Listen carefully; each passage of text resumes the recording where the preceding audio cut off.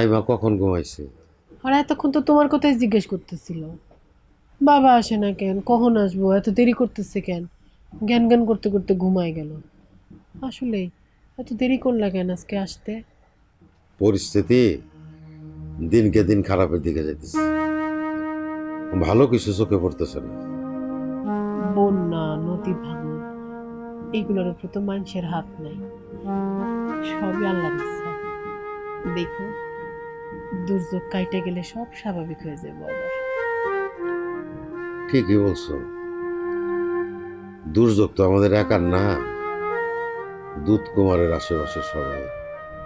এই যে দেখো, আমাকে এক সময় কত সহায় সম্পত্তি ছিল, সর্বনাশা দুধ কুমার সব গ্রাস করে ফেলছে। অতীতের কথা কয়ে লাভ আছে?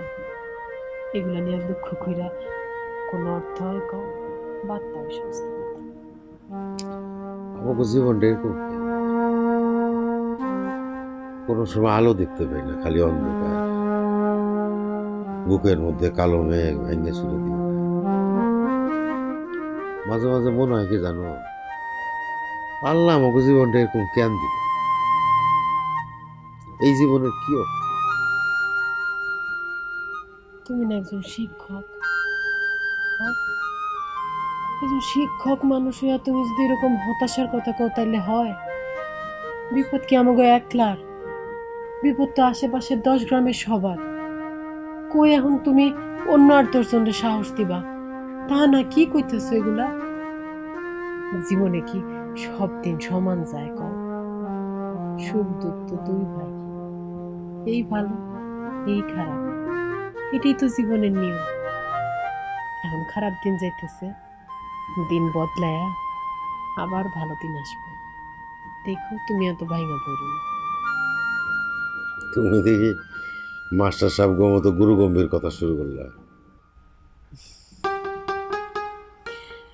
এত বছর ধরে মাস্টার সাহেবের সাথে সংসার করি, মাস্টার সাহেবের কাছ থেকে 2-4টা কথা না শিখলে হয়? হুম?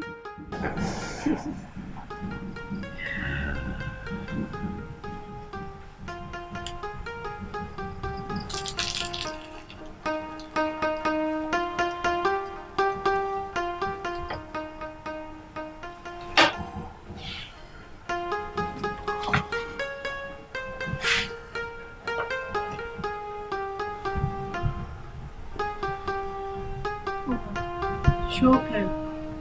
খাইবা না কিছু? একবারে খায় শো। ভালো লাগতেছে না।